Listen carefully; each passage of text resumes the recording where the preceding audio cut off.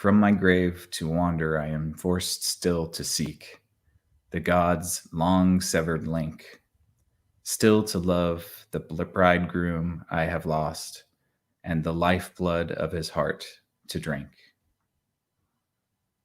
The program you are about to hear is fiction, science fiction. We make no guarantees, however, how long it will remain fiction, fiction, fiction.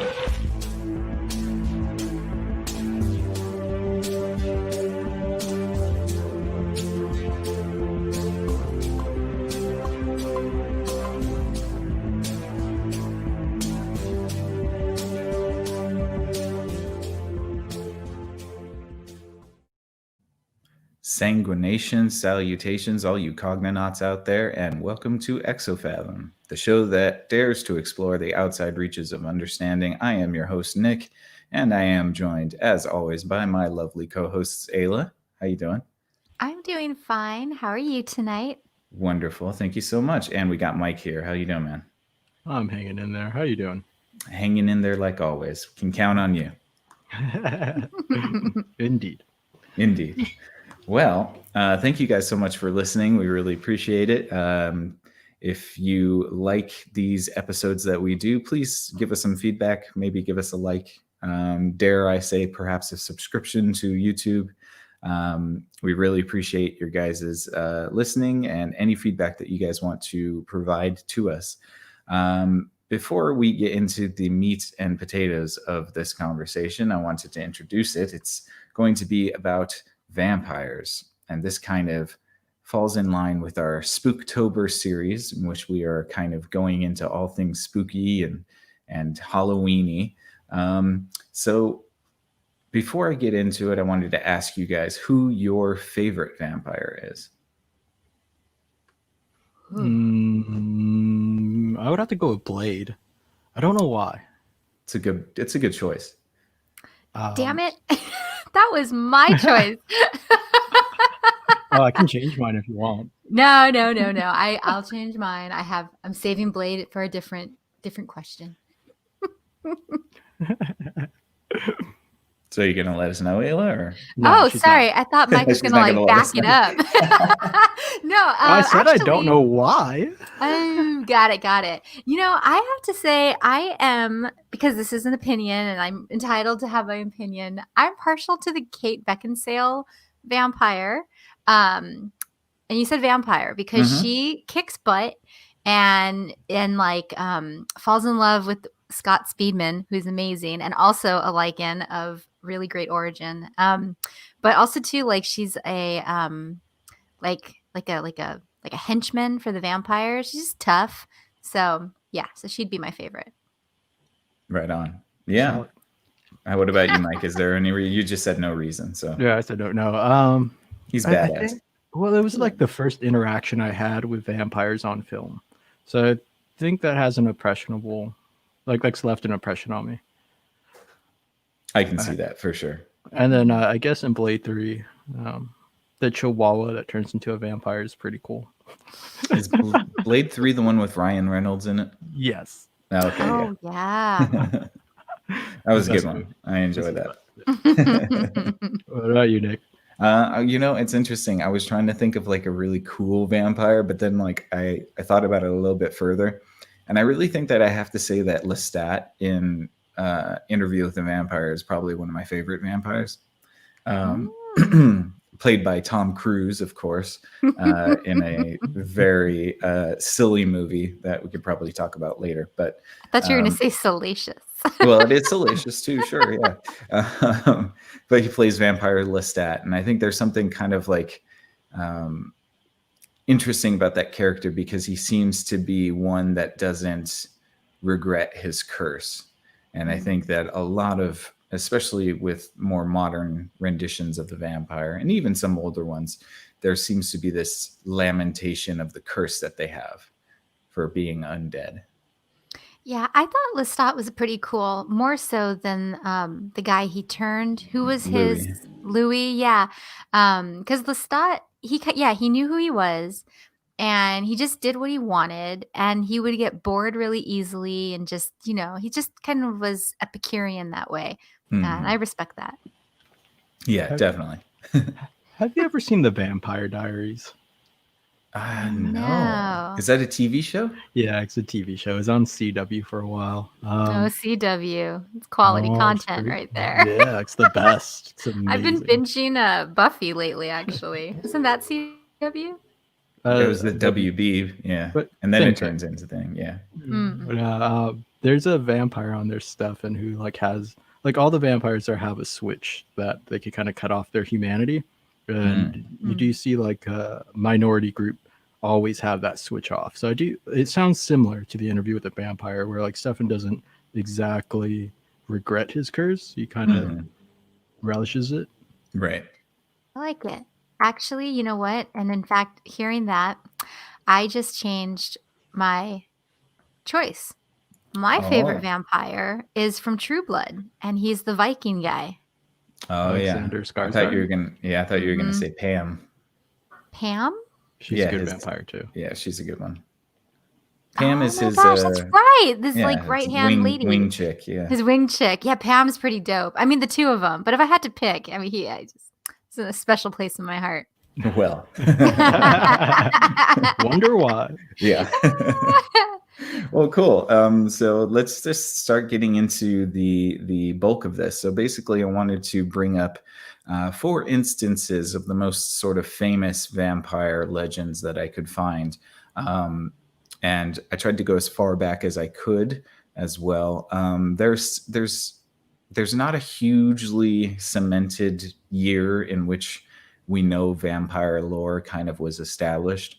But I'm going to take you through a couple ancient versions of it, and then I'm going to bring it a little bit more current with a more medieval version, and then obviously the lead into the pop culture vampire that we see today.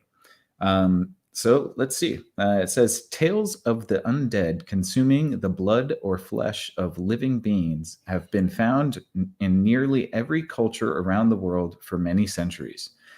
Today we know that these entities predominantly as vampires, but in ancient times, the term vampire did not exist. Blood drinking and similar activities were attributed to demons or spirits who would eat the flesh and drink blood. Even the devil was considered synonymous with the vampire. Almost every nation has associated blood drinking with some kind of revenant or demon, from the ghouls of Arabia to the goddess Sekhmet of Egypt. Indeed, some of these legends could have given rise to the European folklore, though they are not strictly considered vampires by historians when using today's definitions.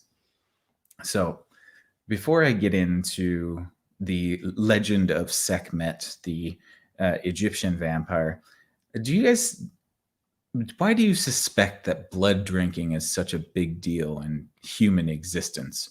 It seems to be something that we kind of archetypalized, if it's not a word, but that's okay. I like into it. like into a manifestation of like the purest form of evil. Yeah, I don't know. I mean, I was thinking about that. I was trying to think, when would you come into contact with blood as an early human? There's, blood during menstruation. And I know a lot of cultures are really weird about that. Like, you can't be in certain ceremonies if you're on your quote moon, or in other places, all the women on their moon would be like regaled into like a separate hut. So I know that like there's maybe some of that weirdness there. But also too, I think, we probably saw a lot more death back in the day. So you see more blood coming out. And for somebody to drink that, I don't know what else would be more terrifying to somebody back then to witness. Like you can witness somebody killing somebody, and that happens on the battlefield or whatnot. But to then like, I don't know. I mean, I don't know if they're actually witnessing it or if these are just tales. And I'm just rambling because I really don't know. It's interesting. That's intriguing. Blood is pretty sacred. I mean, I can see why, like as we developed as civilizations, that we kind of like see it as the pure evil thing that we see it as. But early on, I mean, I wonder if there's any sort of experimentation, like someone got wounded and blood was coming out and someone just walked over and started drinking it. And then the primal group of The people. guy's that all like, "What are you freak doing, out. Bob? Come on, Yeah. I'm bleeding out here. I don't know. It seemed I'm not a warm. Capri Sun." You just had a 10-mile walk. Can you imagine he just sticks a straw in the wound? Terrible. Hydrate. Oh gosh. Oh. But I can see it where it's being sacred, and then just the spectacle, I guess, of seeing somebody hunched over somebody else drinking their blood would be, yeah, it would be terrifying. I think just to see it without any connotations. Very animalistic. Mhm. Yeah. And I had another thought too, is that I don't know, like, okay, so in a lot of like demonic witchy movies or something, there's always some like a goat that you're sacrificing, or like you kill a bird and like let the blood drip into the pot. I just saw Christina Ricci's character do this in Sleepy Hollow. I'm just thinking about like the blood rituals that are associated with animals. And so if this is something that was more of a practice back then, and I don't know if it was, but I could see it, then it wouldn't be much of a leap for somebody to also be like, well, what if you did that with a human, right? Like you're upping the ante. And maybe that somehow came up against the extreme taboo that would be, but also the extreme curiosity of like that ever seeking power hunt that people have. Yeah. Does Voldemort count as a vampire since he drank that unicorn blood? Or am I remembering Harry Potter wrong? No, he did drink unicorn blood to make himself sort of like less of a human, right? More Mr. immortal? Smithers base, or not Mr. Burns. Smithers? No. Look at Mr. Burns. We should do a little Exofathom on whether or not the Simpsons really are predicting the future, but that's for another day. I mean, you could consider, I guess, him as a vampire. He's technically kind of like an undead figure. But it's the idea of like drinking that blood, because even in those lores, like the unicorn blood is supposedly more pure than human. I don't know. It's supposed to be some it's a sacred thing. yeah it's like it's a ultimate taboo, because unicorns are considered like pure beings, so you're marring a pure being. That makes sense. Yeah, but I can see where it turns evil. Yes. When we think of Alfred talking to Batman about the Joker, Heath Ledger's Joker, and he's like, regaling him this story about how some men just like to see the world burn. And I was like, wow, yeah, that would be the type of person that would drink unicorn blood. Right up there with Voldemort, super scary. That makes sense. Yeah, I could definitely see that is one of the most evil acts you could do in the Harry Potter universe.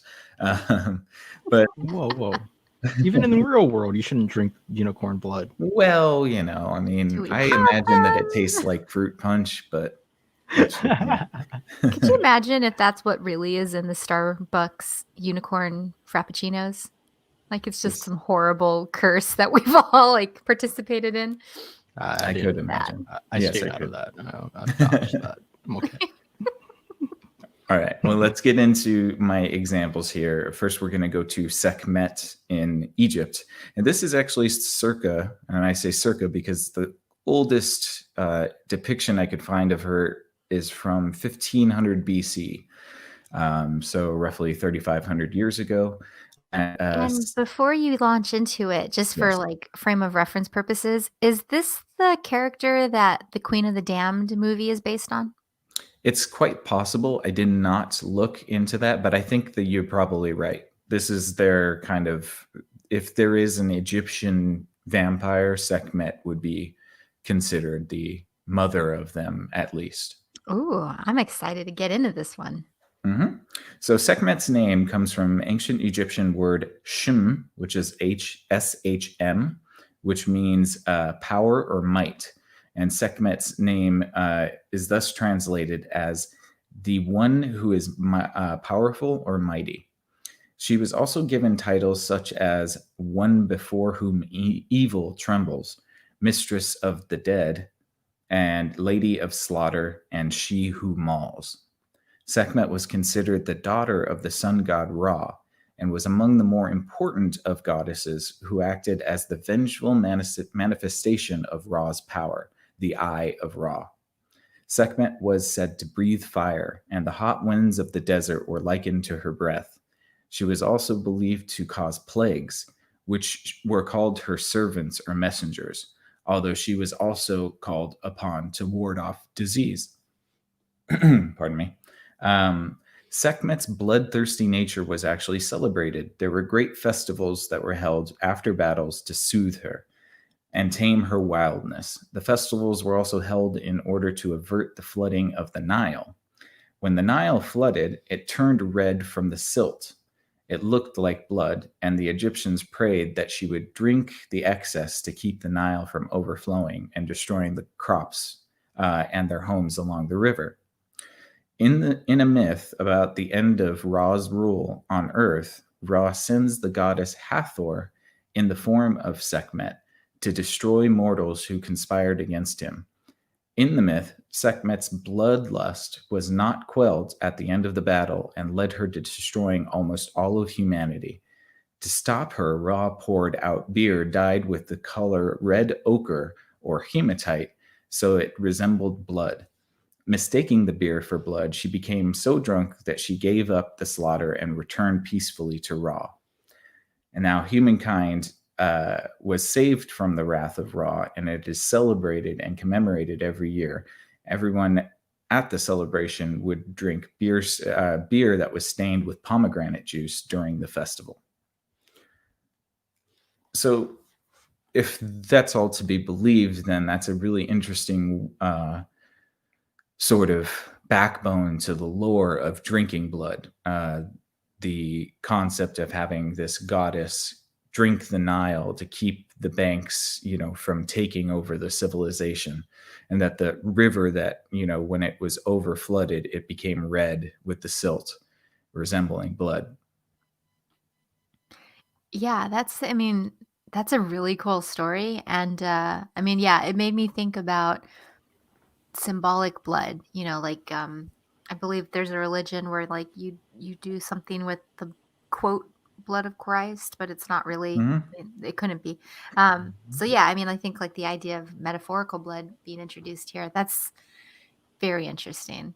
And I want to hear more about this festival. Right. It sounds like fun. It does sound like fun.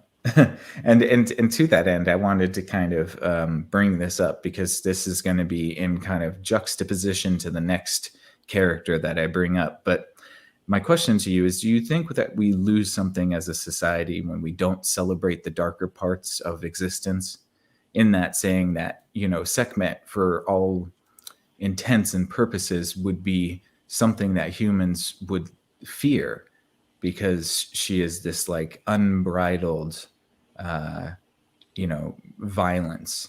And it seems as though the Egyptians didn't fear her as much as they revered her. And so it makes me wonder if there's something that we lose in our more modern society when we do not look at the capacity for evil to benefit society.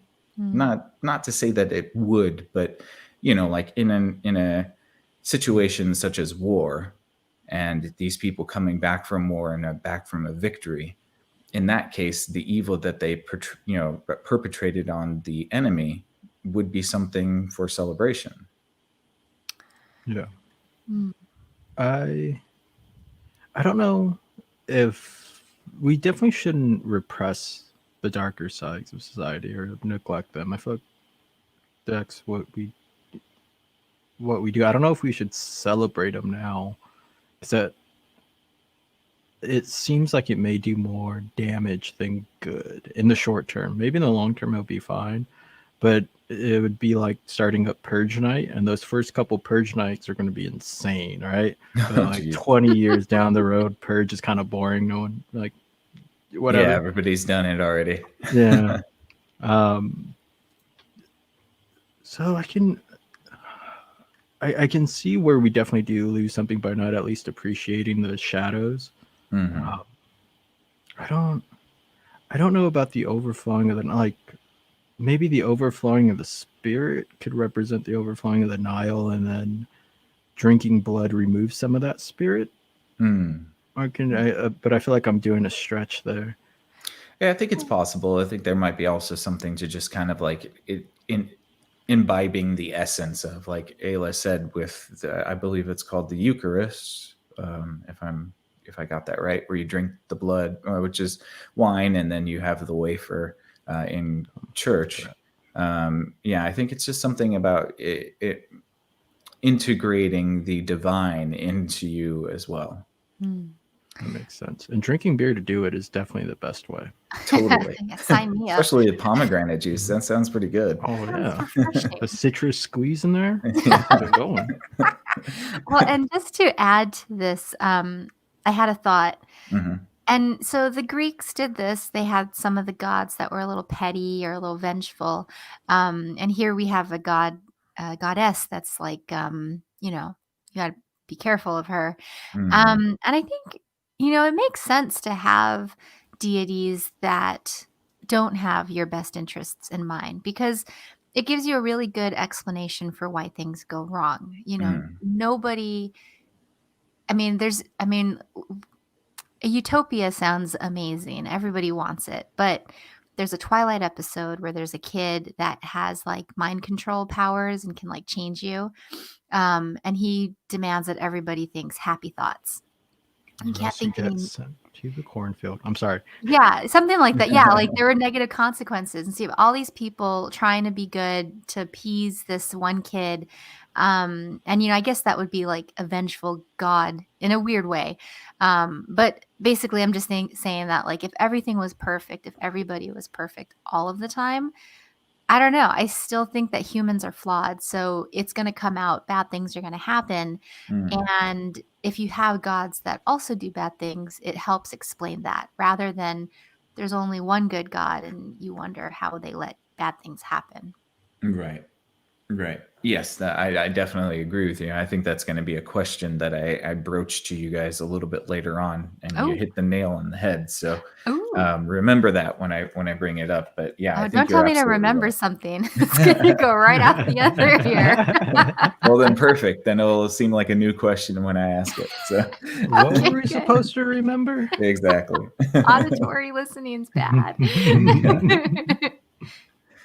Well, and it kind of, like it would make sense that if Sekhmet was this very powerful, like, force of nature almost, that having a celebration or a festival in her name would be some sort of way to kind of appease that, to kind of hope that you buy yourself some time before you have to see her again. Oh, Yeah. totally. Yeah, it gives you a way to say, okay, I just do X, Y, and Z, and they're going to be off my back. I'm Mhm. good. I'm getting like a real Aztec vibe here, like Mm. sacrificing to the gods to delay Right. or betterment, right? Mm-hmm. Right. Yeah. Mm-hmm. Yeah, no, continue. Sorry.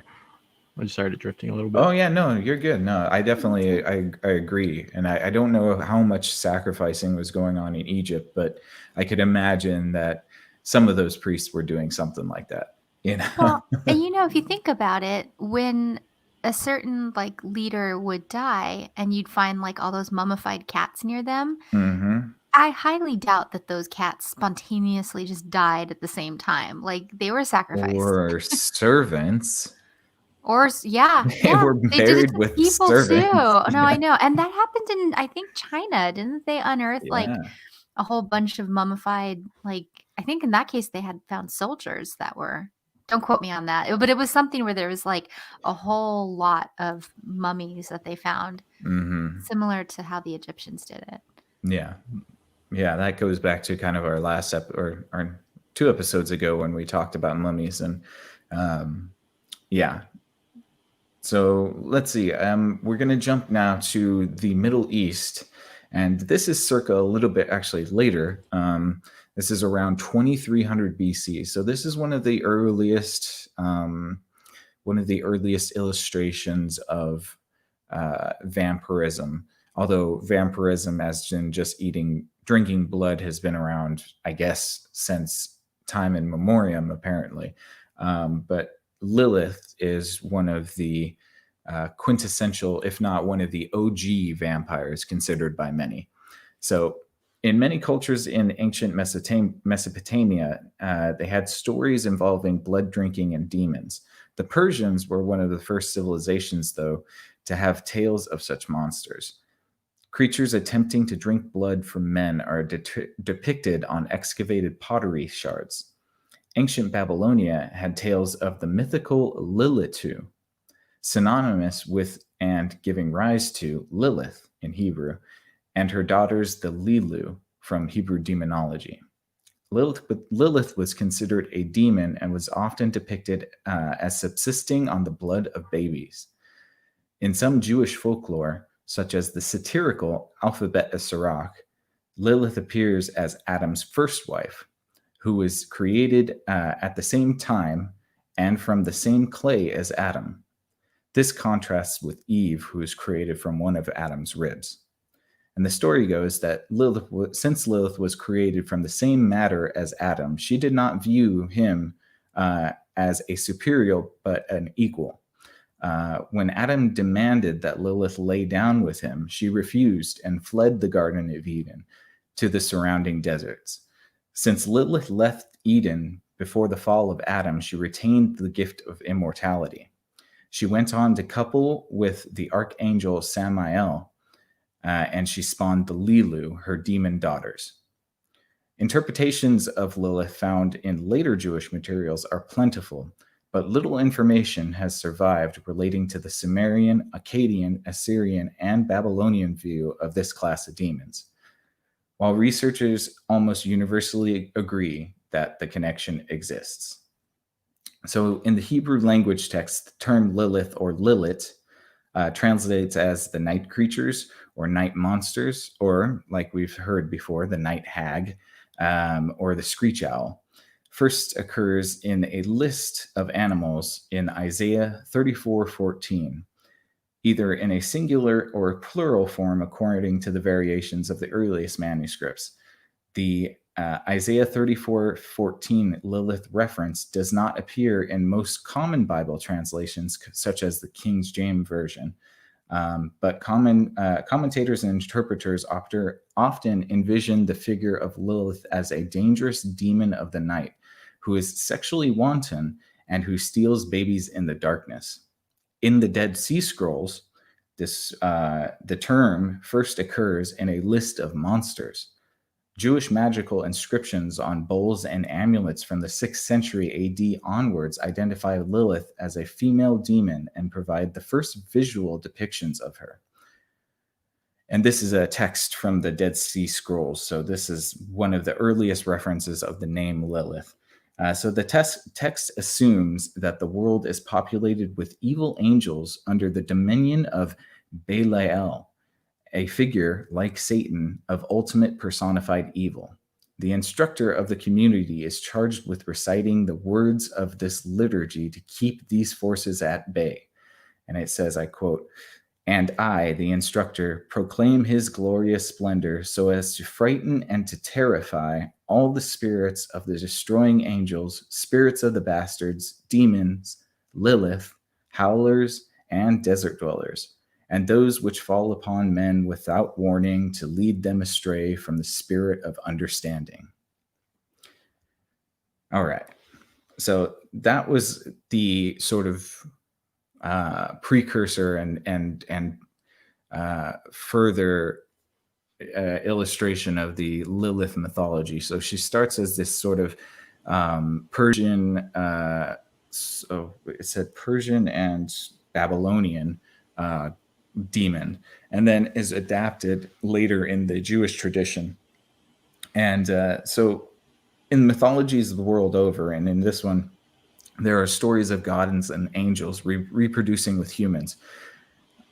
Do you think that there's any social significance to that? These stories that in which humans end up being taken by these angelic creatures to procreate? Yes. Yes. Okay. Yes. Yeah. No. Well, it's funny. We had some. I think it was like when we were talking about Hades, and then you had made allusions to Perseus and how much his story arc sucked. And so then I started watching Percy Jackson and the Lightning Thief, which isn't, based on a lot of truth. It's a fun movie, but it had me thinking about demigods. And I think that, okay, you have these gods that are super unattainable. And then you have people who just live their lives. They're good citizens. They show up to work. They do their thing. They go home. You have rulers. Some are ordained by God. Some voted in, whatever. But I think that every now and then a person comes along and their exceptionalism has to be explained in a certain way. And I think that the emergence of the demigod is a way to highlight particular traits that a human can exemplify that not only gives other humans hopes that they can too transcend their stars and their fate, but also gives us some sort of connection and insight into the beyond. Definitely. I'm still working it out though. I had like a deeper I had a deeper thought about it, but I wouldn't know where I wrote that down. I have like 4 books I'm trying to not write, but like I have little notebooks where I keep little notes and I'm trying to keep them organized. And I don't, but yeah, if I come back to it, I'll share it for sure. Yeah, I think that's a fair assessment. I think there's something about lionizing our heroes to the point where we've built a legend around them that's so powerful that they may as well be gods, or at least a step between man and God. Yeah, and so you laugh because I watched that movie Troy a lot. But one of the reasons I like to watch that film is it has a really good set of one-liners. And so in the beginning, Achilles, he's going to go in a battle, and the guy he's fighting is really tough. And this kid is like, "Aren't you scared? Like, he's really big." And Achilles looks at him, and then the kid, after like that long pause, goes, "I wouldn't want to fight him." And then Achilles is like, "That's why no one will remember your name." And then he just rides away. And I'm like, that's such a mean thing to say. But at the same point, like you do need courage if you want to be remembered. And also, like, what is this obsession with being remembered? Like, what's that about? Like, you can just dive really deep on this. Oh, yeah. I think demigods are important for humans. I worry a little bit about the notion of like a half god, half human type of thing, only because it makes it, I guess, unattainable for humans when you cast it like that. But in order to just explain reality that they're seeing, it makes sense why they would go into a demigod type thing. But but like you have tales of the Nephilim as well that get more dark, and that's what happens when angels sleep with humans. Like you get these creatures, and but like okay, interesting. Go for it. Oh no, there was a lag. I didn't mean to cut you off. Go ahead. So Lilith and Samael, they end up creating a bunch of demons that end up coming up a lot in like I've kind of become not obsessed, but studying the Testament of Solomon. You see a lot of their children pop up there. But yeah, I guess that kind of wraps my stumbling around this. The Nephilim are kind of like ugly creatures, and I do find it interesting though how, in contrast, you have demigods like Heracles or Hercules, and you have Nephilim, and how they're just complete opposites, and yet sort of kind of the same. It's not so much God sleeping with humans, it's angels sleeping with humans for the case of the Nephilim. But in Greek mythology, the case of the gods sleeping with humans, those gods are always seem more human-like than the way that we see, like, say, a Christian omnipresent, omnipotent, all good type God. So that A-B comparison is sort of, yeah, it does make me itch a little bit. It does make me want to dive deeper into it. For sure. Yeah. And so, I have one mention of her, and this is going to tie off our Lilith character. And then I have a couple more questions about her, but she's mentioned once in the Bible. And of course, most of these mentions that we find are very kind of abstract, mentions not exactly as Lilith as a person, but sort of like an idea or an entity or a series of entities. But the word Lilith or Lilith only appears once in the Hebrew Bible, and it's in a prophecy regarding the fate of Edom. And this is a quote from Isaiah 34. Her nobles shall be no more, nor shall kings be proclaimed there. All her princes are gone. Her castle shall be overgrown with thorns, her fortresses with bristles and briars. She shall become an abode for jackals and a haunt for ostriches. Wildcats shall meet her with desert beasts. Satyrs shall call to one another. There shall the Lilith repose, and find for herself a place to rest. There the hoot shall nest and lay eggs, hatch them out, and gather them in her shadow.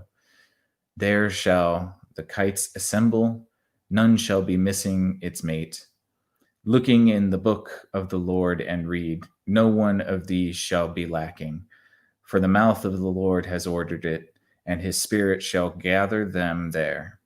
It is he who casts the lot for them, and with his hands he marks off their shares of her. They shall possess her forever and dwell there from generation to generation. Well, it's interesting to me that these two, I picked these two characters because I think that the way the culture surrounding them treats them is very different. And I wanted to bring that up to you guys because I think that's interesting in the case of Sekhmet, which is this culture around her sort of reveres her. They are afraid of her, I would imagine, but they don't necessarily demonize her, for lack of a better word. With the case of Lilith, Lilith becomes this sort of forsaken entity that's doomed to be damned almost. And I think it's really interesting because I think it's more a commentary on the culture that created this myth rather than the actual character itself. And I was wondering if you guys had any inclinations or ideas about that, because it seems to me that these two characters are handled and looked at very differently. Yeah, no, I mean, it's very interesting. And I think a lot of it kind of maybe lies in some of the origin story where Lilith was known to be equal to Adam and not just from his rib. She also got to retain her immortality, and he didn't. It's a classic, don't leave your first wife because your second wife's going to get you into trouble. But I think there's got to be something. There's got to be some sort of social engineering that happened in that time to say that you needed to demonize a figure that was so powerful and so free. I think it may come down to the Christianization of the world, right? Like things, right. Even Greek deities ended up becoming demons in a sense. So, like the framework in which you cast a faith, I guess, is very important. And so, like, I can definitely see where those two different cultures having two different frameworks, one built on, say, light and dark, and one light and dark in the classical sense. Don't try to tie any modern connotations to it with sin and virtue, I guess. Morality. The opposite of sin. You have that contrast, and in one, you have a very negative connotation for anything dark. Right. So I can definitely see where Lilith, even though as a strong character as she is, and someone who just was like, I'm not going to sleep with you. I'm going to peace out of this garden. This place is boring. Yeah, I can see where, like,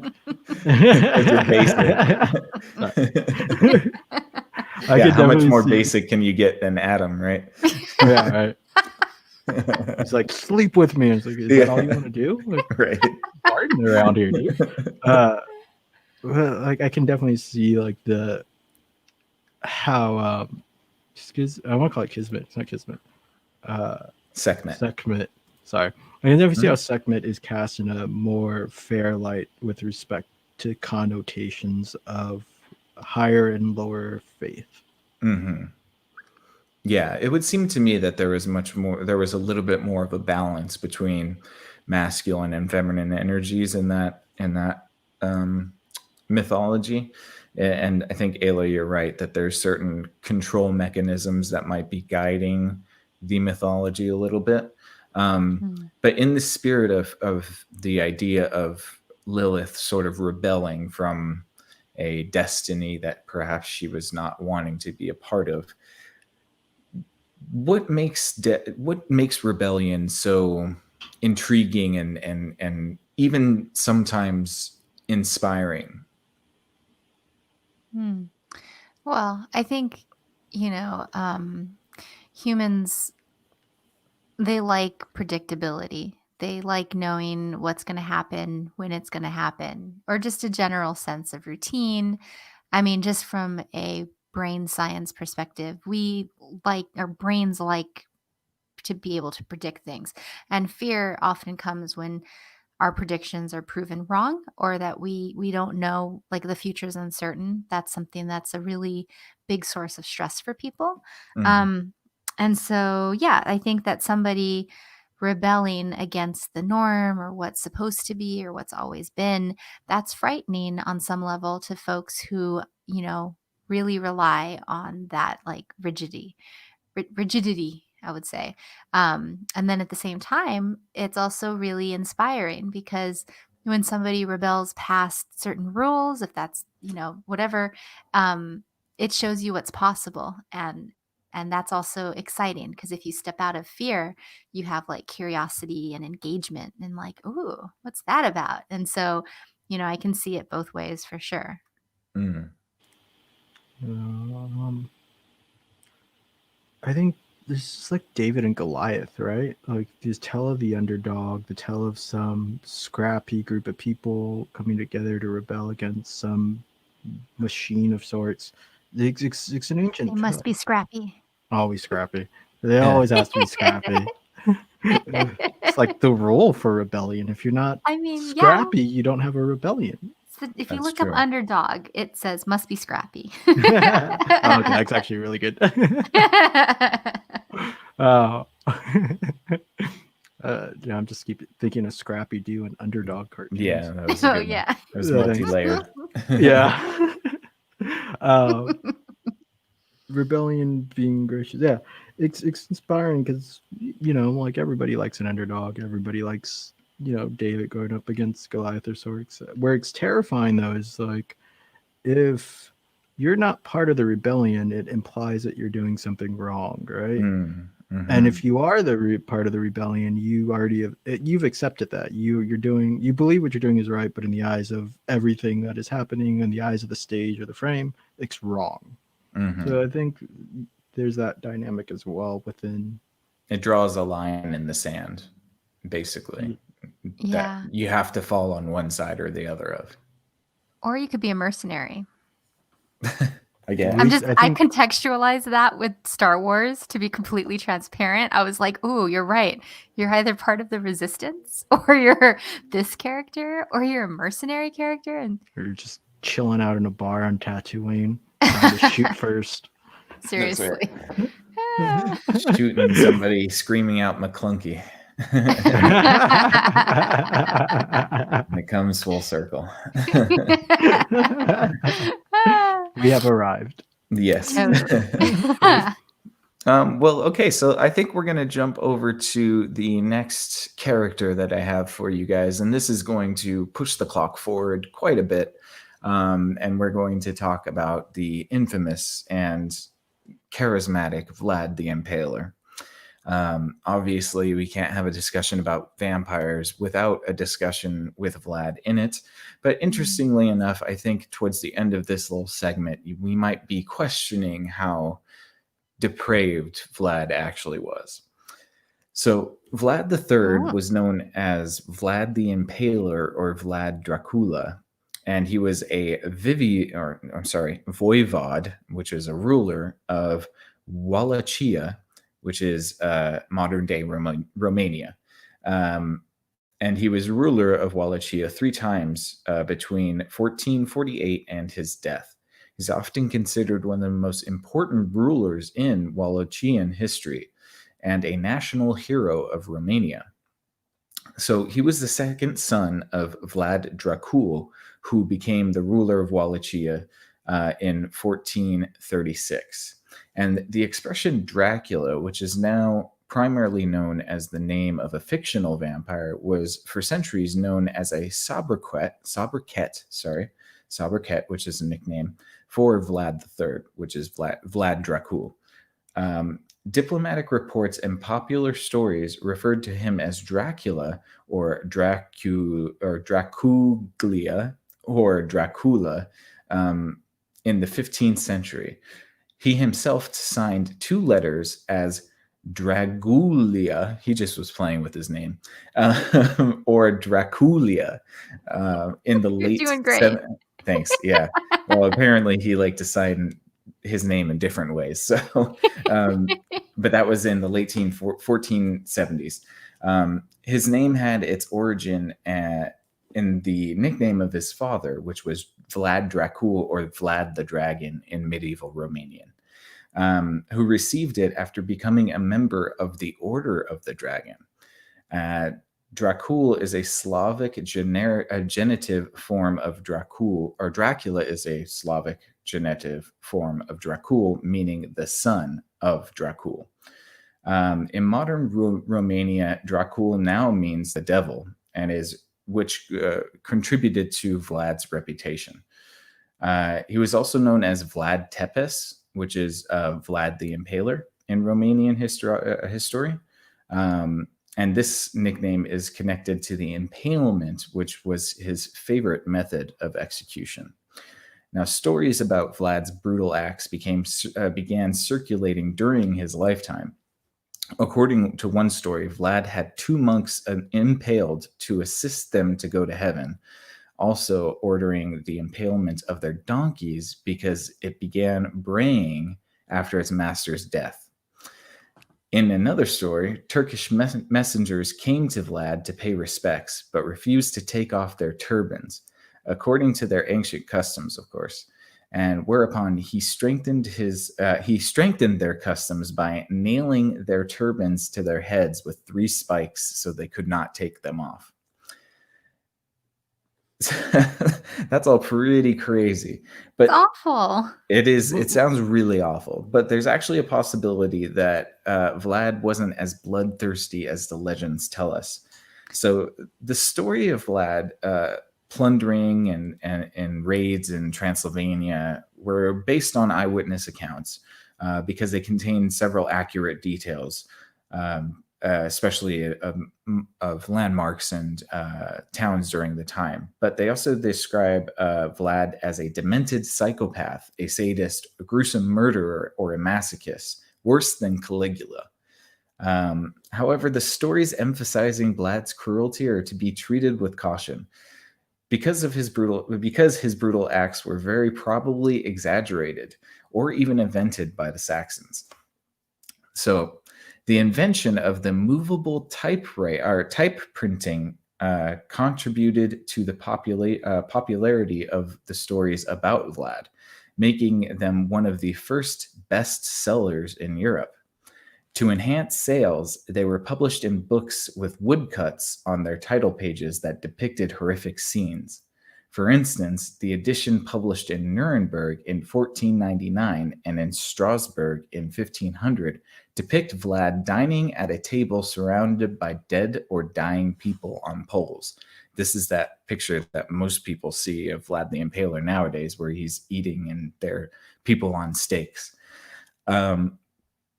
So in this, and then there's this little excerpt here about one of the novels that was produced about Vlad, and this is what it says. It says Vlad had a big copper cauldron built and put a lid made of wood with holes on top. He put the people in the cauldron and put their heads in the holes and fastened them there. Then he filled with water and set it on fire, set a fire under it, and let the people cry their eyes out until they were boiled to death. And then he invented frightening, terrible, unheard tortures.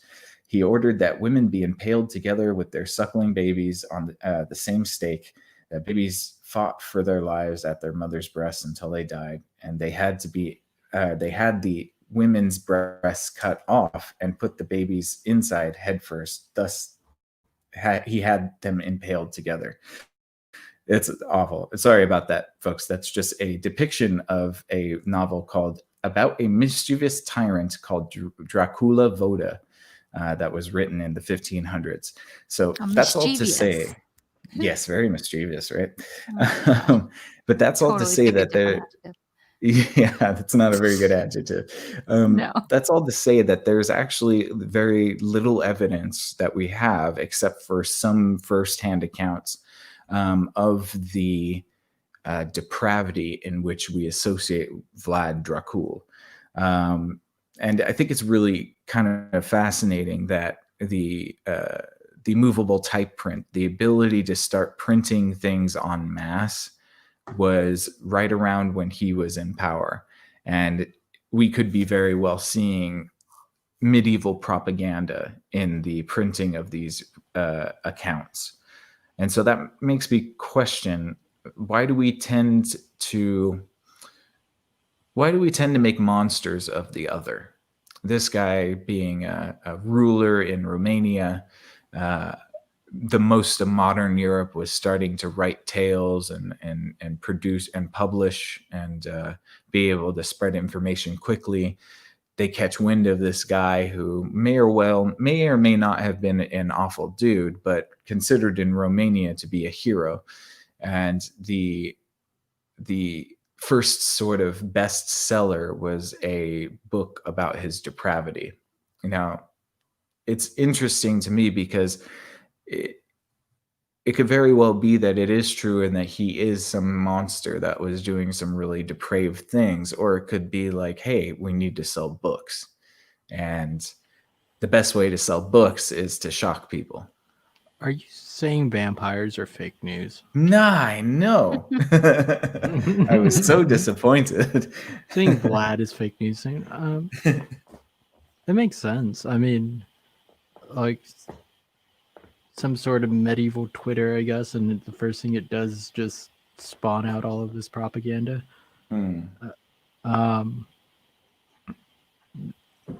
It's easy. Well, like if you make monsters of the other, then you don't have to be the other, right? And then you can demonize it so much further in a way that like you're never a part of that group, so you feel a little bit on the morally right. Yes, it definitely makes your position superior to the barbarism of the enemy, for sure. So this kind of dovetails into my next question. Is this a case, do you guys think, is this a case of history being written by the victors, or is it a willing blind spot to your hero's flaws? So is it, the Saxons that won against the Ottomans and the Turks, kind of portraying this guy as the monster in order to justify their war? Or is it the Romanians that see Vlad as the necessary evil that kept the Saxons at bay and therefore don't necessarily want to look at his flaws?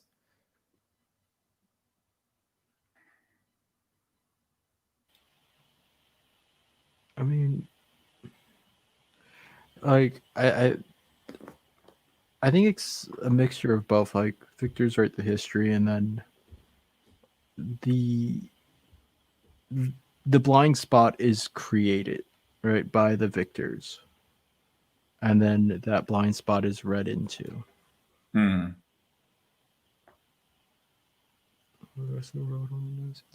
Yeah, I'm trying to think a bit more about this because I don't know the full history, but I would say that somebody who is calling himself all kinds of Dracula and devil this and, like he's definitely trying to rep pretty hard that he's a tough guy. So, and I think we were talking a little bit about this when you mentioned it. because I was thinking, like, the power of reputation. If information like this is circulating, that's so terrible. I mean, in some ways, that's like a soft power, because it's going to definitely deter a good number of people from trespassing or considering to get on your bad side, things like that. And I do think that, yeah, anytime you're conquering a people, you definitely want to demonize them and say, hey, look, we saved them, or they were doing these awful things. Aren't you glad that we're here? In this particular case, I don't know the specifics, but I do think it's interesting to think about the Marquis de Sade and how this starts to feed into that. He was around in like the early 1800s. And, I think that's just a case of where you have a French nobleman who has really perverse sexual preferences, and he does some really crazy things. And some of the things that he wrote about, it just makes you wonder, like, at what point do you get to a level of like such power that like these horrible things, you're so desensitized to it, they don't become horrible anymore, and that like that itself just kind of snowballs. Yeah, like a sort of incrementalism of atrocious actions. Kind of, yeah, because like I could see this guy having some serious issues, and yeah, I mean, if he's left unchecked and he just keeps getting more powerful and he gets away with this thing, gets away with that thing, it's like pretty soon you just keep pushing the envelope. I mean, I don't know. Well, I think in Vlad's case, he's considered a hero by Romanians because he was able to keep the Ottoman Empire away, I believe. And so he was constantly fighting off invading forces that were trying to come and claim Romania. So I think that a lot of his, if they were indeed real, his depravity came from what you were talking about, Alo, this idea of reputation and making a show as big and crazy as you can so that people would think twice about coming into your country. Oh, yeah. I mean, like, I think that that's kind of like people described him as a demented psychopath, a sadist, a gruesome murderer, a masochist. I mean, just put yourself in his shoes for a minute and you've got like invaders hitting you up all the time. I think that like when you're constantly put upon with enemies, yeah, of course I mean, it's an unhealthy environment. So you're going to have some unhealthy habits. Let's just put it that way. It's very putting it very lightly. Just some unhealthy habits. Yeah. And like, from the soft power point of view, I say none of this is true. So and it was all kind of propagandized. It's an effective way not to have to go to war. That is true. If everyone's afraid that you're going to shove poles up their donkeys and shove poles up them, then yeah, you don't have to fight a war. Yeah. It's true. And if we think back onto the Familiars episode, and you had accounts of someone's dog growing the head of a toddler and running around the room and then changing into a ferret and running out the door, that ended up in like judicial hearing case summaries. You start to think like, well, what else could be fabricated that's put in there? Because I don't believe that a dog grew a toddler's head and ran around a room. I mean, maybe it did, but why doesn't that happen today? We have video, we have photos, so like I would still lean that that's a little preposterous. And yeah, I could see it both ways. Yeah, there was a bug in the simulation left by the developers. Oh gosh. So once they fixed it, it went away. There's that theory too. Wow, way to just like open up a whole realm of possibilities right there. Wouldn't it be cool if vampires were like an originally like a selectable thing you could be? Like you could be a human, a vampire, like all these mythological things, and like throughout the patches they're like, all right, we can't balance this anymore. We have to just end up. Nobody wants to be human. Yeah. It's like you could be an angel, you could be a demon, you could be a freaking, like centaur, or you could be a human. Gee, I wonder which one I want to be. Yeah, right. Oh man, I do find it intriguing to vision this Vlad guy is like sipping tea and reading a book on a Tuesday afternoon, and like it's just all hype. Like I would hope that Yeah, that's hype because if he's this really stuff just a really nice guy. happened, yeah, I don't It's like think he just was, but writing it yeah, himself. He's like the propaganda. He's like, Yeah. look how evil I horrible am. this sounds. Yeah. And then I mean Vlad impaled his enemies. You know, it's gonna sound really cool. I'm gonna add dragon in there. Yeah, yeah, Well, it's dragon. interesting. I forgot this little tidbit. So he got his name Dracul from his father, which was Vlad Dracul, because he was a part of the Order of the Dragon. So the Order of the Dragon was actually this society and kind of like a paramilitary group that kept the Ottoman Empire out of Romania. So like he was a part of that in really name only because his dad was a part of this Order of the Dragon thing. Oh, that's juicy. I'm sure there's more information there. Goodness gracious, that sounds crazy. Order of the that's like cloaks and stuff, you know? Yeah, well, medieval for sure. That almost sounds like he didn't get to do like the cool dragon stuff, the Dragon Club stuff, whatever that is. Right. Like he just wrote this all into reality so that he could seem like he was a part of the cool dragon stuff. Yeah, he was just jealous of his dad. Yeah, he had to one up his dad. Yeah. Was the Ottoman Empire that terrible? Like, would they have been so not. terrible to the Romanian folks? Well, it's just it's about conquering, right? That's true. You know, so I was just thinking about it was an empire that spread out and definitely conquered a lot of different countries. So yeah, I'm sure there's going to be resistance. Yeah, that's true.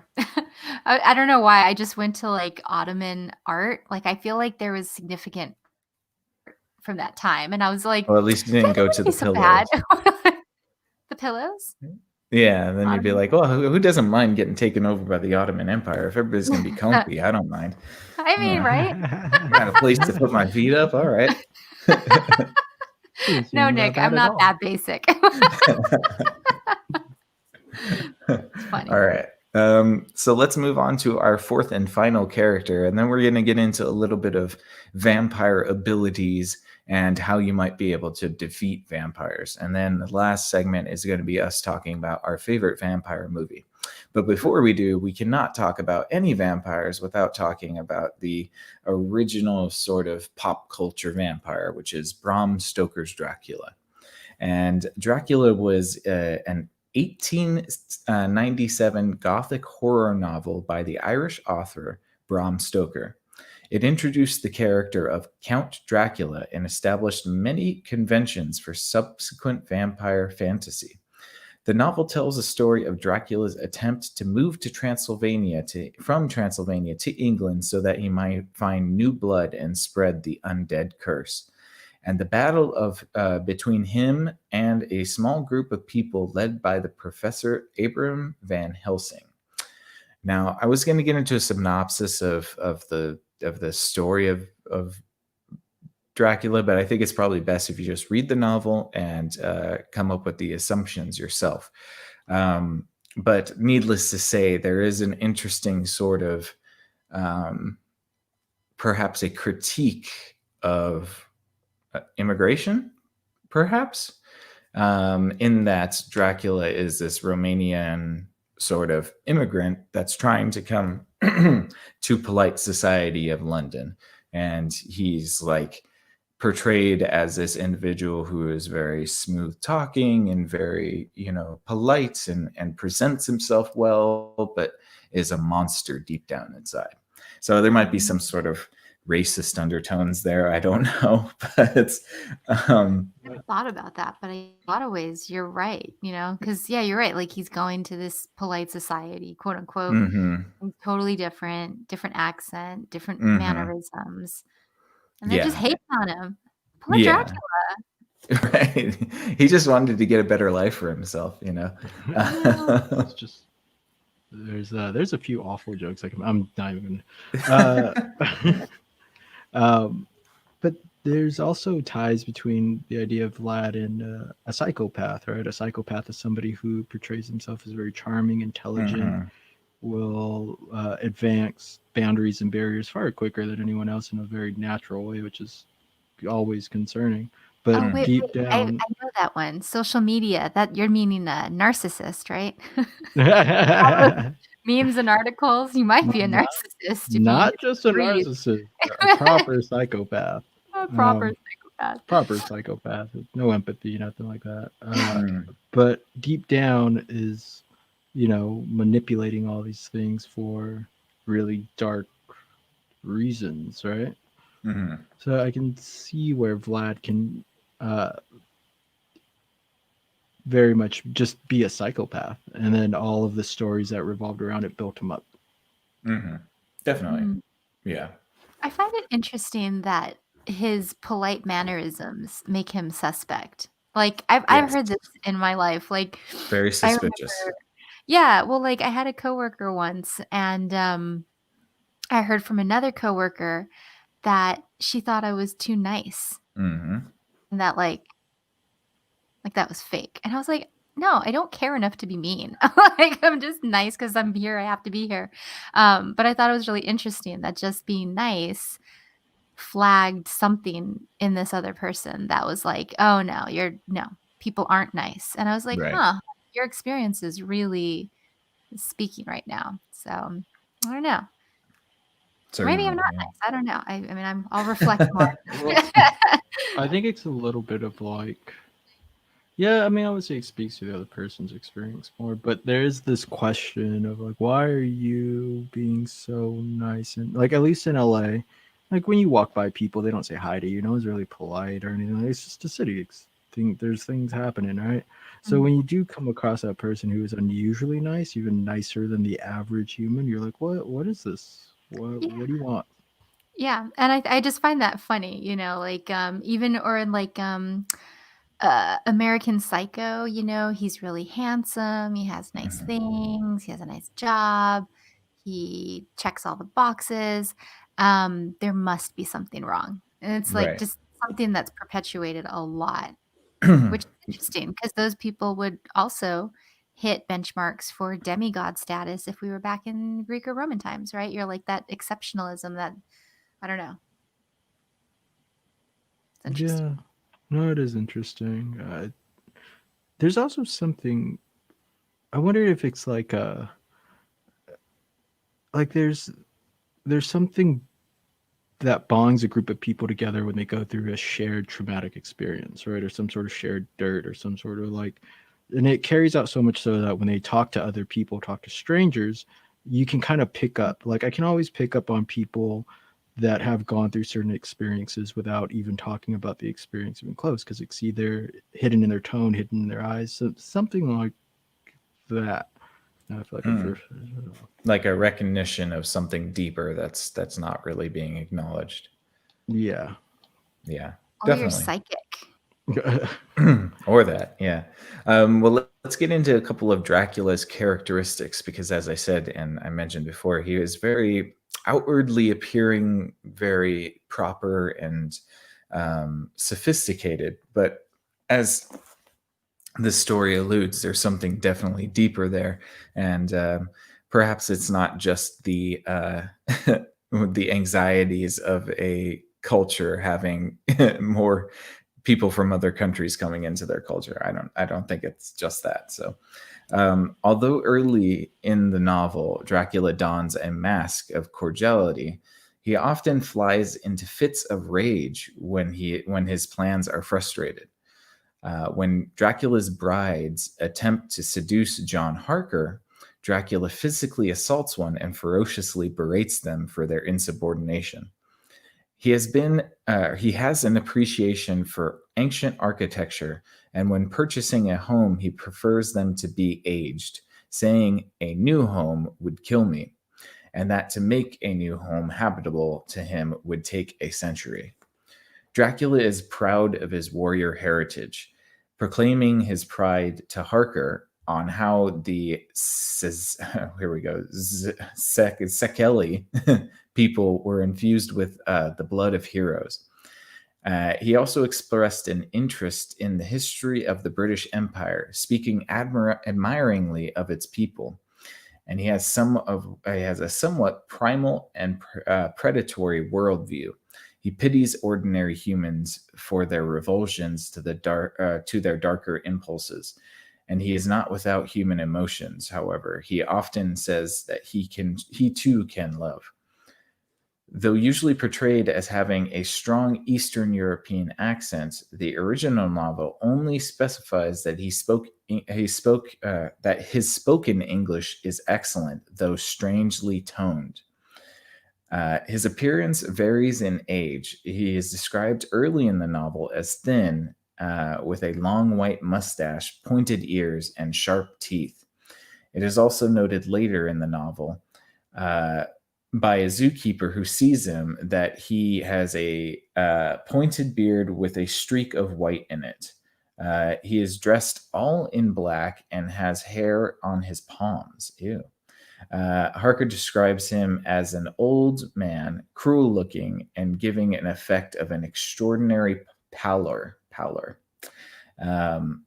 In the quote, it says, "I saw Count Dracula with red lights of triumph in his eyes, and with a smile that Judas in hell might be proud of." As the novel progresses, Dracula is described as taking on more and more youthful appearance. Dracula also possesses great wealth and has the Romanian people in his homeland who are loyal to him as his servants and protectors. So I think there's something to the concept that I like the line that they say that he didn't really have an accent, but he had this strange tonality to him. So Mike, you're talking about this like qualia that you pick up when you recognize something in someone. And I think that that's kind of what they're alluding to. There's just something that you pick up about somebody and you can't really be sure 100%, but it's there. Yeah, like a hunch. A hunch, yes. An instinct.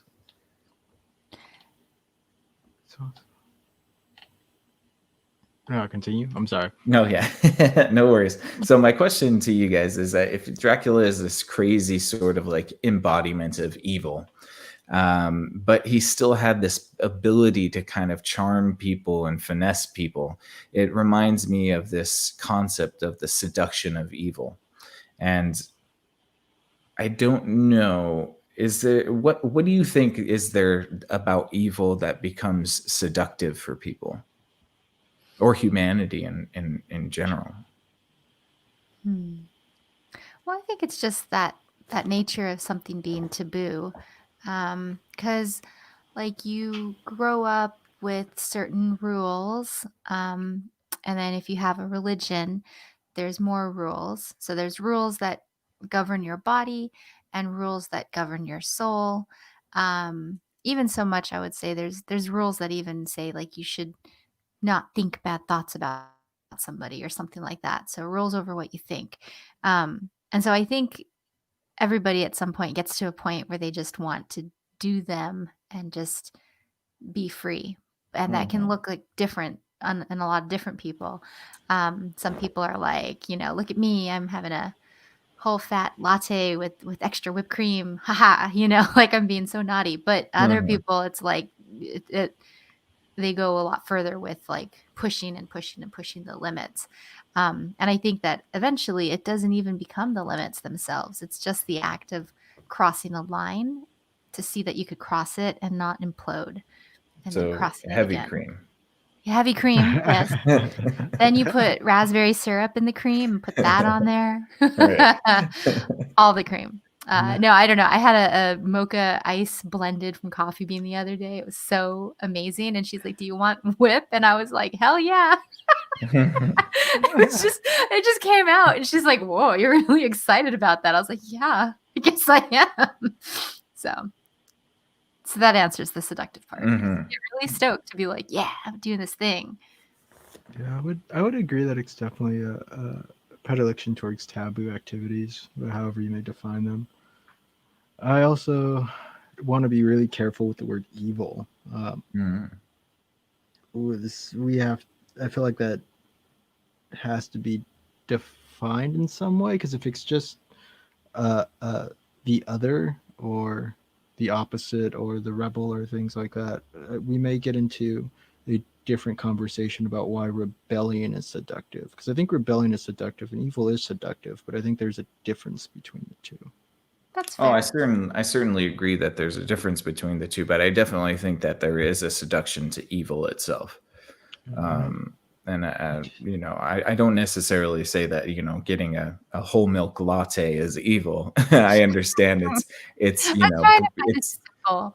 it's Like, it's breaking your own little personal trend for sure. But yes, I definitely understand there is a distinction, but I definitely also think that there is a seduction to evil. And but yeah, there's I as need to get someone into the that definition. Ooh, lag. Sorry, bud.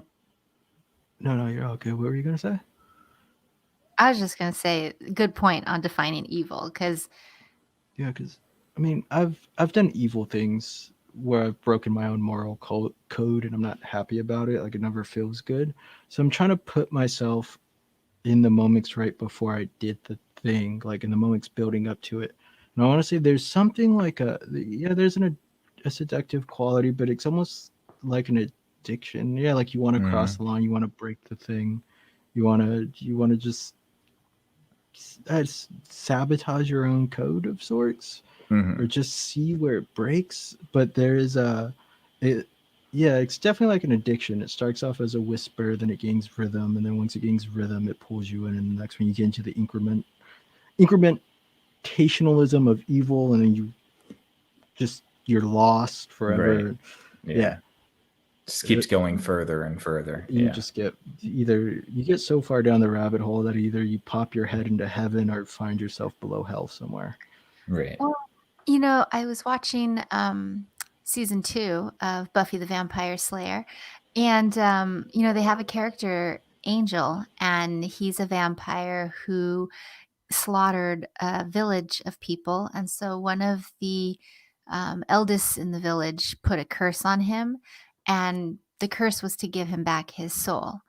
So I wonder, the idea of having a soul and whether or not you can have and lose it with one action versus a Mm. series of actions, um, is kind of an interesting thought to think about, because, yeah, I would agree with you. Like, I don't think it's just a switch and you're just boom evil. And I don't think we're born evil, even though, like, you know, good and evil is a constant debate, and nurture versus nature, big debate. But I do think that evil comes about in a variety of actions, and I think there's a number of actions of different levels that would qualify one as evil. And having lost their soul and becoming a total Dracula vampire. Mhm. Um, so yeah, I don't know, Is for whatever that's worth. is that our definition of evil is a soulless action? I don't know. Just thinking about that. I would say that it's falling into that incremental acceleration, right? So it's the small things that you do to break your own moral code. Those aren't evil. But it is a snowball that could roll down the hill to become evil. Um, so I would say that yes, there's definitely a big spectrum, and people fall anywhere in between. As I said, I don't think that being immoral is evil. I think that we're talking about there's seduction of a serial killer. The impulse that it takes to take somebody's life is a seduction to people who do it. And And it's a seduction to people that listen to all those podcasts. Like, yes, it it's is. Yeah. so terrible, but you Hmm. can't help listening to it, because I don't think anybody, I don't know. I mean, like, I don't understand it. I do not know how somebody could kill another person. I know it happens, and I've listened to My Favorite Murder, which is really interesting show. But even still, like, yeah, it's hard to fathom. And I think that's why I bring up the soul, is because I think that when we think of something that's truly evil, we almost in a lot of ways tether it to inhumanity. To some, Hmm. like, to do something evil is to do something that takes a piece of your humanity away, or is something that takes someone else's humanity away, I think. So yeah, I don't know, just and I can soul see could be that. a different word, but yeah, like something in there is ringing around in my head. Mhm. Yeah. No, I definitely like that as loving liberty, the idea that like you encroach on somebody else's liberty, you encroach on somebody else's humanity is a moral you can is an evil act. Like Mm. I can agree with that definition. Oh, thank you. Yeah, I mean, I think there's something to it, and like whether you call it your soul or your humanity or whatnot, like, yeah, I mean, like you could say, like one of the things that people on their deathbed talk about are their relationships. They talk about their kids or their parents or their lover or something like that.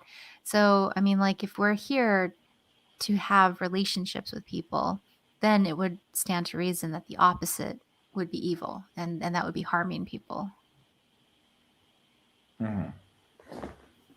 Yeah. Mhm. Okay.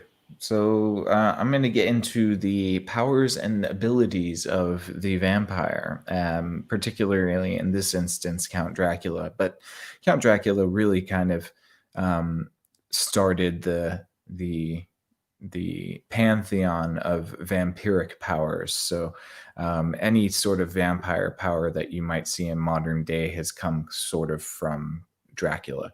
So Dracula is portrayed in the novels using many different supernatural abilities and is believed to have gained his abilities through dealings with the devil. The novel describes many abilities, limitations, and weaknesses of vampires and Dracula in particular. Dracula has superhuman strength, which, according to Van Helsing, is equivalent to that of 20 strong men. He does not cast a shadow or have a reflection from mirrors. He is immune to conventional means of attack. Uh, a sailor tried to stab him in the back with a knife, but the blade goes through his body as if through air. He can defy gravity to a certain extent and possesses superhuman agility, able to climb vertical surfaces upside down in a reptilian manner. He can travel into or onto unhallowed ground, such as graves of suicides and those of his victims. He has the powerful hypnotic, telepathic, and illusionary abilities. He also has the ability to, within limitations, vanish and reappear somewhere else at will.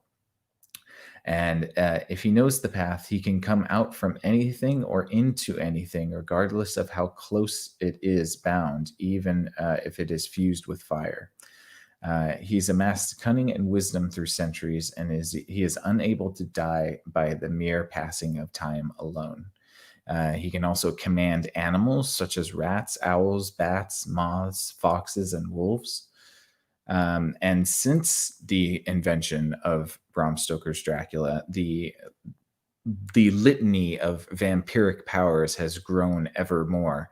And now, in the sort of vampiric lore, the ideas of controlling elemental nature is now in the mix. So, being able to control earth, wind, water, and fire.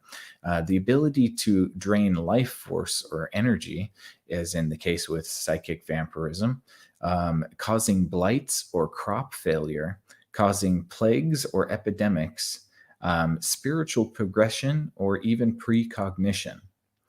Now, there was also a much longer list, which I thought was ridiculous because it was like 6 pages long of all the powers that vampires have now. Oh, And it's just geez. like, you might as well just say they're God. I don't, I mean, like, just can do anything, you know? Did any of the powers overlap? Oh, Like, kind of course. Yeah. I mean, these are all written by bloggers who are really like big vampire nerds. So, was the diamond shiny vampire on there in Twilight? yeah. The ability to glisten in the sunlight? No. Oh, Well, man. speaking of abilities, I wanted to ask you guys, if you could choose one vampire ability, what would you choose and what would you use it for? Vanish and reappear and to steal stuff. I mean, if you're going to live for forever, you need capital. So, yeah, Mm. I would But that vanish and wouldn't be your reappear in a power. It would bank just vault. be your power wouldn't be to live forever. It'd just be vanish and reappear places. Oh. You only get one Oh. vampire ability. Well, I But you thought that can like choose to living live forever. forever. Yeah, I thought that was like empiric to vampirism. Like, Right. That would be one of the abilities to live forever. dang. Then yeah, I guess well, I don't know. Do I want to live forever? I don't know. It's kind of a You're gonna have bummer to if come you back to ask me on me. this one. I thought I had it in the bag. I gotta go back to the drawing board. I'm definitely down with the controlling natural elements. Like that druid-like power is pretty cool. It's Just very because, cool. yeah, then I could just have owls and bats, and I guess I could get all the racks out of my garage. That'd be useful. Yeah. Let's go with that. No. If I can't get longevity and teleporting, you can only do like storm-like natural elements, That's true. or you Elements can or command animals. Yeah, because Oh, I'm gonna okay. command animals. I just realized I want like an army of foxes to do my bidding. I'd be like Arya running with the wolves. Like, that'd be great. I'm talking about Arya from the book, not the show, because that's a huge disappointment. Don't even get me started on Game of Thrones. But yeah. we won't. Oh, I is saw a this another Targaryen attempt ring the other day, and I of- just of had like a rebellion? tear. Oh, no, we're not done. Yeah, it is another rebellion. What about you, well, Nick? Oh. Well, since I want to be unique and cool, I'm just going to go with precognition. That would be pretty cool. It would be nice to see into the future. Draining life force or energy, I think, is the closest one to reality, because there are people that can drain everything out of you mentally.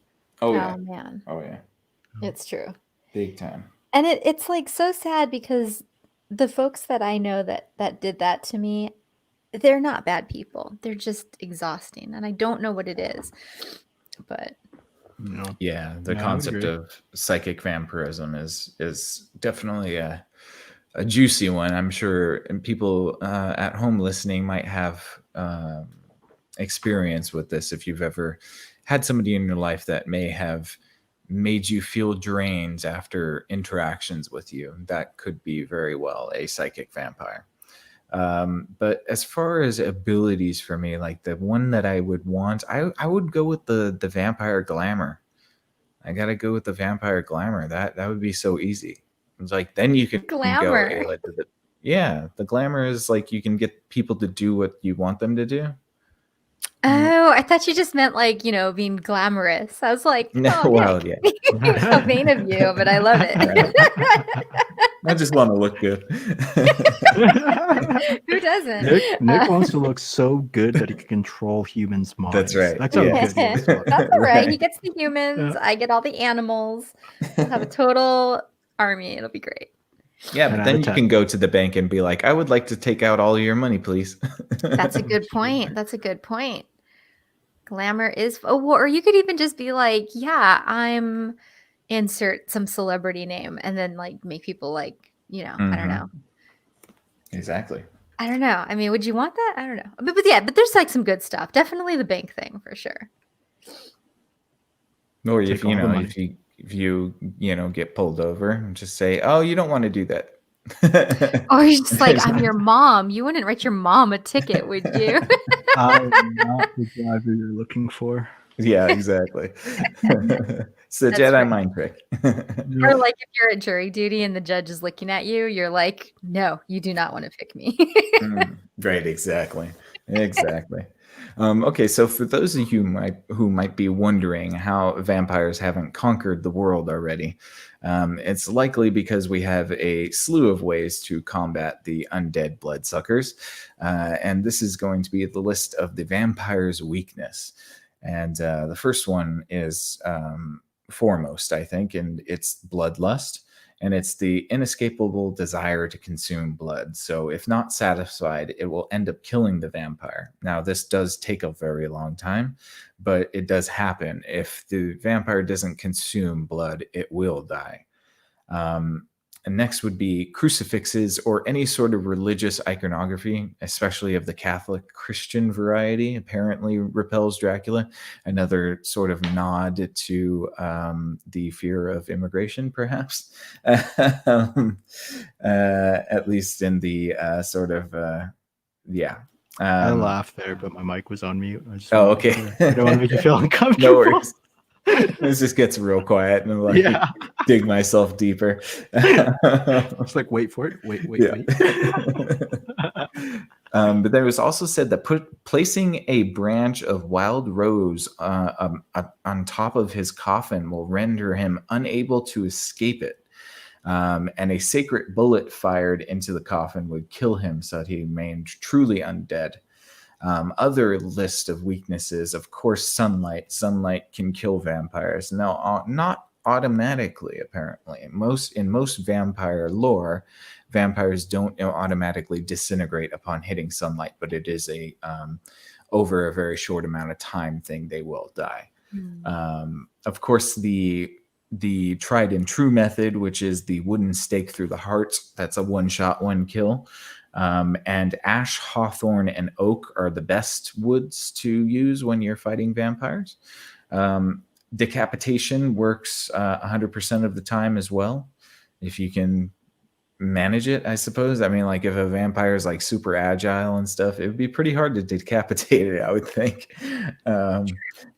Yes, vampires can also die of drowning, but this isn't really a death. It's kind of rendering them immobile. If they're unable to feed, then they'll just kind of stay in a stasis until they are removed from the water. And then fire is one of the universal destroyers of vampires. Apparently, in all folklore, vampires are flammable.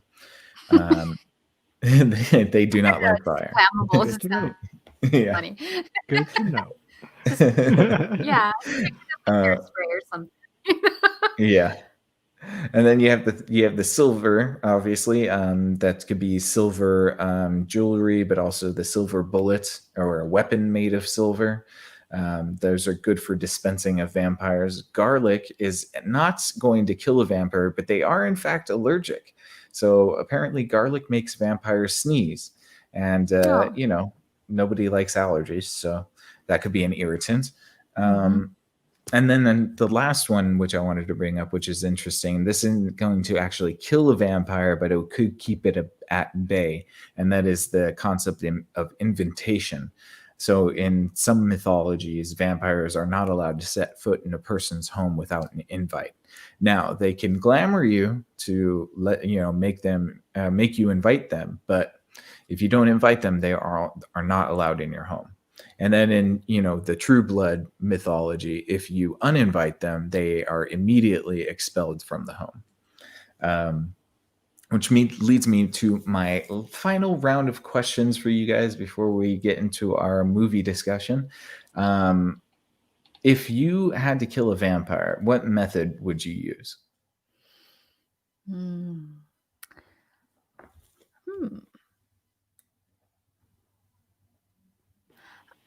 I thinking silver, because I'm trying to think what would be the fastest. I don't want to mess around with one of these wily vampires that could just like glamour me into submission. So silver bullet, done.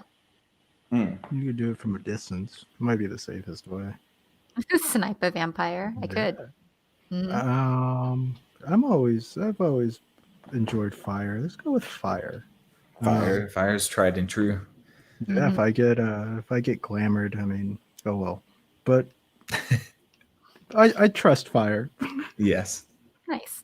It should work. I think the best I could think of, and this is very over the top, and probably I don't know if it would work, but I was thinking if you could fill a pit and then have like silver pongees at the bottom and then fill it with water and then put garlic cloves in the water and just push them in the pit. I feel like you really like vampires if you're setting all this up. Like you're not really worried about killing the vampire. You just want to just want to torture him for a little bit. Hellsing stuff. I've never heard about water making vampires immobile though. That's like really strange. Like I just thought of a shark for some reason being stopped while it's moving. Like flipped upside down. Yeah. Yeah, turtle being flipped upside down. Yeah, like what? I Yeah, love so And that. how much water? Right. I mean, I would assume it'd have to be enough water in which they cannot get out of it. But they since they can't drown per se, they go into like this stasis in which, like, where somebody would normally drown, they kind of just sit at the bottom of the body of water. Could you imagine if their lungs exploded and then regrew? Like that Ugh. was that's Ugh. why they're tortured. Like every breath. Oh my god. Yeah. Oh, Yeah. jeez. Geez, Rick, indeed. Oh, Jeez. not good. That would be pretty rough. Yeah. Mhm. So my next question to you guys, and you got to be honest, is that which of these or any vampire weakness closely relates to you or one of your weaknesses? Or what would be the worst sort of death for you? Decapitation. I think that would be pretty effective in removing me from this earth. And also, I think it would be pretty terrible because I already think a lot as it is and I worry a lot. So the 4 minutes of being decapitated but still like aware, dude, that would be I don't torture. think that's true. I don't think that you're alive for 4 minutes after being decapitated. Maybe I just not think, 4, but there's I think the definitely a electrical moment. impulses exist still, but But I mean, think about it. Like, if your brain is all the cognition, like you only need your body for like oxygenating your brain, and your brain has oxygen for a period of time after it's separated. So, like, well, I there guess we would really even. can't ask anybody anyway. So I mean, even if it was just 10 seconds, that would feel like the worst thing ever. could you So that would- imagine like chopping somebody's head off and then being like, "Hey, how many fingers am I holding up? Real Oh quick, gosh! quick, Oh gosh! quick, how does it feel like? Quick. yeah. Tell us everything." What is the meaning of life?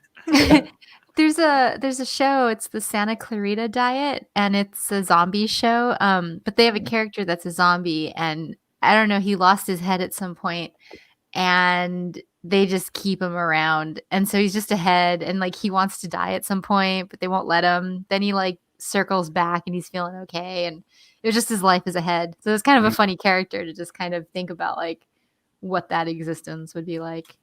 For Not sure. good. The head in a jar. Yep. Spring in a jar. What about you, Mike? What's your poison?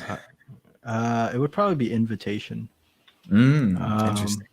Yeah, it's very important to be invited to things, and if you're invited into the house and then you get kicked out of the house, like It's pretty sucky. the amount of pain where you're in the house just dying as the vampire. Like, what? How did I mess this up?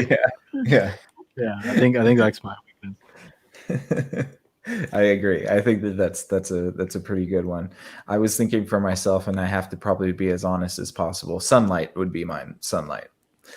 I think the worst death would be to just slowly sit in the sun and burn forever. Well, what if it's like just like an acidic death? What if it just happens in like 30 seconds? Like painful as hell, but 30 seconds. Yeah, like a vaporizing death. I wouldn't mind that so much. Yeah, that's true. But I mean, I go out. If I'm out in the sun for 15 minutes, I'm already burning. So That's true. yeah, so, it is true. I know. I said it. So what you're saying is you're a vampire. No, what I'm saying is I'm pasty and I don't have good tanning skin. I remember. Okay, when we Vlad. first, I know, you. right? Well, I remember when we first started dating, I was like surfing very heavily at the time. And I think you were wearing some flip-flops, which I've never seen you wear flip-flops since this day. Maybe it's because I said this story to you, but I looked down at his feet and they were just so pasty white. I was like, he's never going to be able to surf with me. Like, he's going to burn. I can't take him anywhere. Yeah, I told you that. I know, but you weather up pretty good. You got your shirts, you got your pants, you wear boots. Oh yeah, your little hat. I'm fine if I'm wearing clothes, but yeah, take my shoes off and like people got to put their sunglasses on. It's true because like that Kelly, white. because It's you're a just your vampire and you feet. sparkle when the sunlight hits Yeah, you. I I know. knew It's it. not sparkle. All right. Well, this is going to bring us to the climax of our vampire discussion. And that is going to be our discussion about what we think the best vampire movie is and why. So I have mine on hand. But Ayla, what is the best vampire movie for you? Well, this is where I was saving my answer for the next question. And it would be Blade, because I just love that movie. Wesley Snipes is amazing. He's a daywalker. You have these vampires that, they've been around for a while. They have a whole society. But just the beginning of it, where you have like a vampire rave and they're just dancing and it's just like super cool and epic and awesome. I just kind of had like a lot of vibe with that kind of raver It's so 90s. scene. I know. Well, because I never did get to go to a rave as a kid. So, like in my mind, it still seems like something the cool kids do. And if I was a vampire, rules dictate that I'm supposed to be out of touch. So naturally that would be the type of scene that I would like. But yeah, no, I thought that was pretty fun, just in the sense that like the vampires kind of do their own thing. They party and they kind of like to like act tough, So I don't know. I really like that film. For sure. What about you, Mike? Well, shit. No, just kidding. Max, I do like that idea though. So I'm stuck in between two movies, Daybreakers and Let the Right One In, or Let Me In. Oh, that's a great one. Yeah, the American or the Swedish, I believe. Swedish, yeah. Yeah, any of those would do great. But with Daybreakers, it takes this society of vampires that, like, the whole world has turned into vampires, and basically we're running out of food. They can't produce humans to produce blood fast enough for the vampire societies to actually live. And humans stopped reproducing, I think. So like it goes into this weird societal downward spiral from the point of vampires. And I thought that was really interesting. Is that Let the Right One. Ethan Hawke? Maybe, I don't know. I would have to look. I would have to look. But with Let the Right One In, just like when I think of dying by being uninvited or not invited, that's what I think of. And like it's such a strong scene. But so you have a child, she's a vampire, really old, and you have a boy, and the vampire ends up falling in love with the boy, and she protects them and does all these things. But it's just like this weirdly dark, sweet film. And I would say like between those two, those are my favorite. Yeah, those are good for sure. I do like Let the Right One In. Yeah, I would say I'm kind of torn between two as well, and for the same sort of reasons that I would pick either one of them, and it's the comedy of it. So the first one I would say is What We Do in the Shadows. That is a Taika Waititi movie. It's a comedy, and it's just about 4 vampires that are roommates, and it's shot kind of mockumentary style, basically a night in their life in New Zealand. And it's just really silly. At one point they meet up with werewolves and they have like a turf war or something like that, but it's like all very New Zealandy and very polite. So that's a really great movie. It's very funny. Then the second one is funny, but in a different way, and that is Interview with a Vampire. And that is funny because if you want to see Brad Pitt and Tom Cruise lust after each other for 2 hours, then that's the movie you watch. But truly, I do really like that movie because it has a very good fleshed out story and kind of fleshed out folklore that I really appreciate. So especially during that time era of this sort of like Victorian-esque sort of time when, people were starting to go to the Americas and, Louisiana and New Orleans was a thing. And I think there's a romanticism to that movie in particular that I find very vampire. When I think quintessential vampire romanticism, it's like, yeah, Interview with a Vampire for sure. Well, and that was an Anne Rice novel too, Yeah, right? So it yeah, has like a lot of background information. And it also has the Kristen Dunst character, yeah. which is a perspective you don't hear very often. I think it was one of the first times you had like this young vampire, but she's over 100 and keeps being treated Yeah, like she a just child. hates it. Yeah. Yeah, and just like lashes out. Yeah, no, it's Yeah, interesting. And they I take you couldn't through blame history. her, honestly. Like, No, not at all. You can't grow up. It no, sucks. yeah. Yeah, that was great. And I think, as I said, Tom Cruise playing Lestat is, is quite good. Just kind of the sort of the jubilance that he has about being this sort of like monstrous character is kind of cool. Like, I didn't That's really like, right. He is very like jubilant. Like he's very yeah, like like full on himself. Like yeah, I'm yeah. just thinking about the end too. Like there's just so much pizzazz. I Oh, do right, when he do appreciate it. captions Christian Slater. And he's like, I'm gonna make you an offer I never had. Yeah. Yeah, and then he like flicks his hair. Their long Yeah, hair and the whole right. movie just flowing everywhere. Very Yeah. yeah. Yeah, it's very over the top, but it is Mhm. it's a great sort of, capture of what the vampire story is. So yeah, that would be my take. Mm, I like it. Yeah, Yes. good movie recommendations. And So yeah, at exactly. one If you point guys I have teased anything, or if our honest audience has any movies that they need to watch, those are our recommendations. And Ayla, Daybreakers does have Ethan Hawke in it. I knew it. It is a good film. I'll have to watch that one again because when you were talking about it, I was like, yeah, I've seen that one, but I don't remember how it all plays out. And it kind of blends in with that Equilibrium film because Christian Bale and Ethan Hawke are kind of the same person in my mind.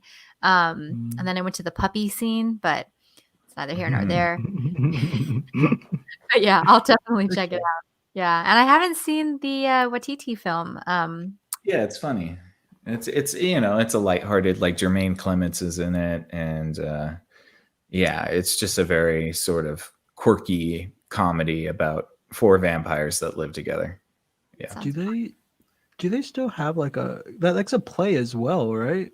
I think they probably made it into a play, and they actually made it into a TV series just recently on Hulu, I think. Right. Yeah. Wow. That's right.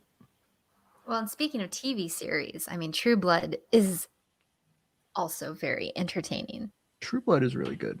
I like it. Yeah. I like it much more than Vampire Diaries. And the vampire I talked about earlier was named Damien, not Stefan. There's like one person, I think if they ever listen to this, they would get mad at me. Yeah, they can tell us how wrong we are in the comments. Right. Who's your favorite character in True Blood? That's a good question. Yeah, I liked Alexander Skarsgård, but that's because I liked him in Generation Kill before that. I thought he was a great character as Iceman, so that just naturally kind of rolled in. And then Pam, I thought was both like badass and attractive, so that just sold it for me. Nice. I really liked Godfried. That was Eric's maker, the guy that was like really old. He was just over it, and like he was so powerful, nobody could do anything to him. Yeah, no, he was a good character. He had a lot of it's not pride, but he had like a lot of like calm presence about him. It's because he was so old, like nothing was a threat to him anymore. It's true. It's true. I liked Lafayette and Jason Stackhouse. Like Lafayette just was an amazing character, and I'm so sad that he's not alive today because like every scene is just amazing. And then Jason is so dumb, but his realizations throughout the show are just so accurately timed, like he'll have this thought that's like kind of a commentary on something, but he's thinking of it really slowly and he won't get there very fast. And it's just, I don't know, there's just a lightness to his character that's also really like revealing too. It's fun. Yeah, he's the Joey of the group. Yeah. Well, cool. Do you guys have anything else before we wrap up? Twilight. You got to talk No about Twilight. Twilight. We almost got through a whole episode. Well, the Parks and Recreation episode about Twilight is perhaps my favorite thing in the entire world. So that's where that joke comes from. Yeah. Yeah, it's It's a Twilight. good one. Anything for you, Mike? Have you ever experienced a psychic vampire, or have you been a psychic vampire? I've experienced it, but I don't hang out with people enough to ever be one. So, and maybe that's perhaps by design. But yeah, I have experienced psychic vampirism.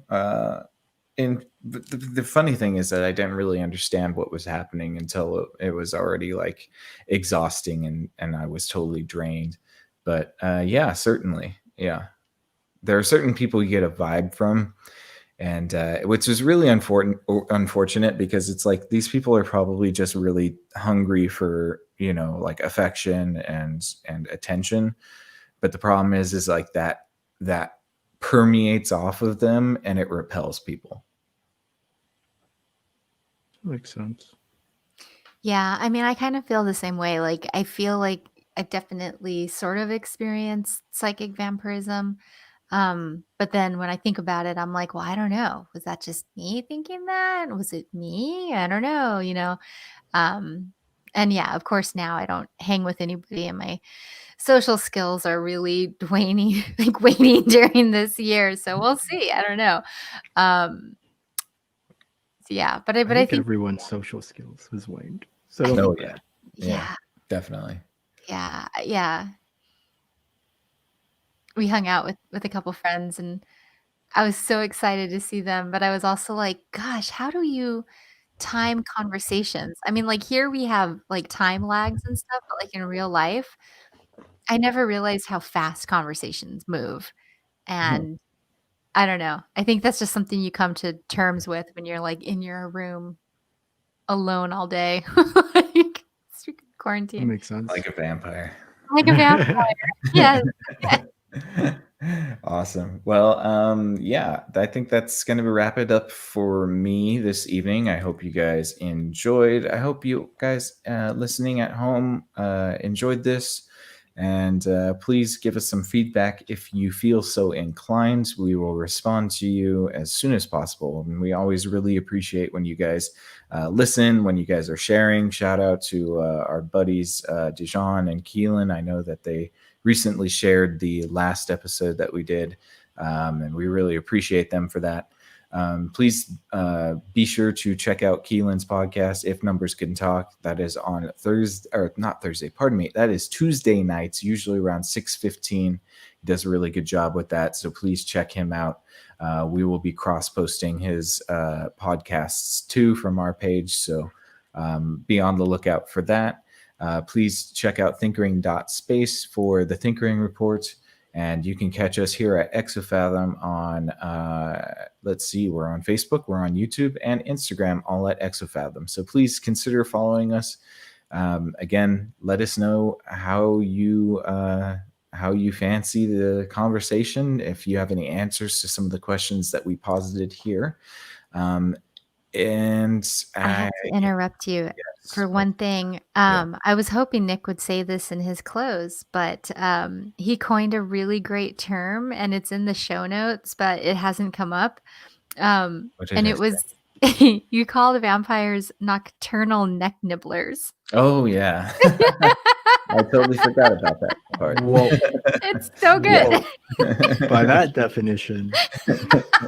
A lot of people are vampires. Right? I just had to add that. It I was good. appreciate that. Yeah, I Yeah. totally missed that in my notes, but yes.